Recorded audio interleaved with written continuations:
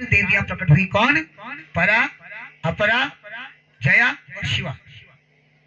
ये देवियां प्रकट हुई और शंकर जी ने इन पुत्रियों को जो है प्रकट कर लिया, पास में रख लिया।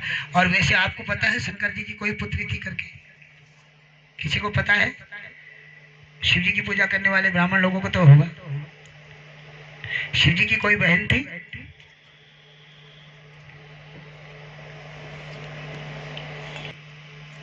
और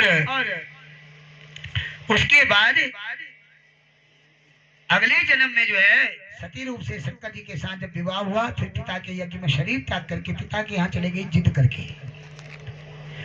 एक बार उसके पिता के घर में कोई उत्सव हो रहा था, कोई मंगल कार्य हो रहा था, और शंकर जी को जो है राजा दक्ष प्रजापति ने अभिमानवश निमंत्रण नहीं दिया कि कहीं शंकर जी मेरे घर में आएंगे, मेरे जवाई हैं, और कहीं जवाई के पांव मुझे न धोने पड़े, कहीं मैं छोटा न हो जाऊं।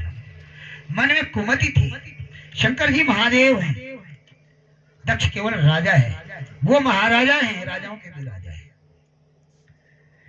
और मन में अभिमान आ गया, मैं तो बड़ा हूं, मैं तो राजा हूं, और मैं अपने जवान के पांव प्रक्षालन करूंगा, कहीं मेरी मजाक न बन जाए, कोई छोटा न समझ ले राजा होकर के पांव धो रहा है।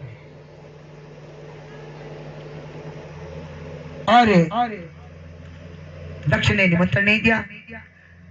कुछ ही देर के बाद विमानों में सारे देवी देवता जो है आसमान मंडल से जा रहे थे, ब्रह्मा विष्णु रुद्र महेश किन्नर जितने भी दृष्टि जो है उन विमानों पर चले गई। और तब उन्होंने जो है शंकर जी से पूछा, प्रभु ये विमान कहाँ जा रहे हैं? तब शंकर जी ने कहा, तुम्हारे पिता के घर में उत्सव हो रहा है, महान यज्ञ हो रहा है, और ये सारे देवी देवता जो है सब वहां जा रहे हैं।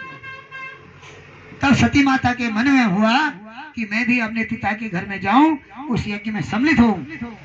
और शंकर जी को निमंत्रण तो आया नहीं था, बिना निमंत्रण के कहीं जाना उचित नहीं है। लेकिन देवालयों में, मंदिर में, तीर्थ में कहीं रामायण हो रही हो, भागवत हो रहा हो, चाहे घर में ही क्यों नहीं हो, दुर्गा जी का जागरण हो, शिवार्चन हो, और सप्तशती का संपुटित पाठ हो, संपुटित पाठ जिसको आप कहते हैं, किसी कामना के निमित्त किया जाता है, ग्रह पूजन हो, इनमें बिना बुलाए जाना चाहिए। नामकरण है, शादी है, गृह प्रवेश है, इनमें जब तक निमंत्रण नहीं आता है तब तक नहीं जाना चाहिए, ऐसा शास्त्र कहता है। और पार्वती माता ने जिद कर दी, सती माता ने हट कर दी कि मैं भी अपने पिता के यज्ञ में जाऊंगी, वो तो मेरे पिता का घर है। हर पुत्री का अधिकार होता है अपने पिता के घर में जाने के लिए, लेकिन बिना निमंत्रण के